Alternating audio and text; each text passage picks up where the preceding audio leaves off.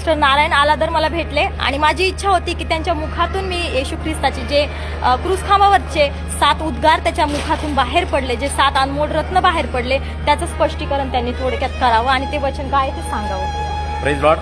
प्रभूमध्ये सगळ्यांना सलाम. माझं नाव पास्टर नारायण आलादर, पुणे. माझ्या प्रियानो, आज आपण वधस्तंभाचे 7 उद्गार पाहणार आहोत. पहिला उद्गार येशूने म्हटलेला आहे पापक्षमेचा उद्गार. तो पापक्षमेच्या उद्गारात प्रभू येशू म्हटलं, हे बापा त्यांना क्षमा कर, कारण ते काय करतायत त्यांना कळत नाहीत. या ठिकाणी आपल्याला कळतं येशूने आपल्या सर्व मनुष्याच्या पापांची क्षमा केलेली आहे. दुसरा उद्गार आहे तारणाचा उद्गार. येशू ख्रिस्ताने ज्या वधस्तंभावर गेला तर तो जो लुटारू होता त्याने येशूवर विश्वास ठेवला आणि येशू म्हटला की तू आज या क्षणाला माझ्यावर सुख लोकात असशील. मग त्या लुटारूचं तारण झालेलं आपल्याला पाहायला मिळतं. तिसरा जो उद्गार आहे प्रेमाचा उद्गार. तर येशू ख्रिस्ताने काय केलं, योहान जो होता आणि मरिया होती, हे दोघं जवळ असताना तिथे म्हटलं की बाई हा पहा तुझा मुलगा आणि पहा ही तुझी आई.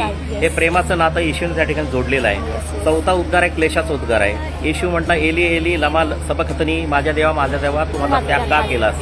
तर येशू ख्रिस्त देवापासून वेगळा राहू शकत नाही, तसं आपण देखील देवाशिवाय येशू ख्रिस्ताशिवाय वेगळे राहू शकणार नाही.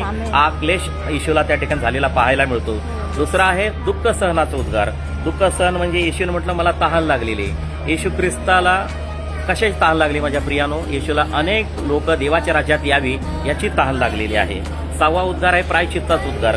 संपूर्ण मानवजातीसाठी येशूने प्रायश्चित्त केलं, म्हटलं पूर्ण झालं आहे. वधस्तंभावर येशूने काय केलं, तुमच्या माझ्यासाठी पूर्ण केलंय माझ्या प्रियानो.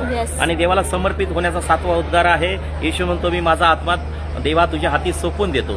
तर येशूने आपल्यासाठी त्याचा आत्मा सोपून दिला. तसं तुम्ही विश्वासदाराने आपलं संपूर्ण जीवन येशू ख्रिस्ताला समर्पित करावं अशी देवाची इच्छा आहे. तर परमेश्वर या 7 उद्गाराच्या द्वारे तुम्हाला आम्हाला सर्वांना येशूनात आशीर्वादित करो. आमेन.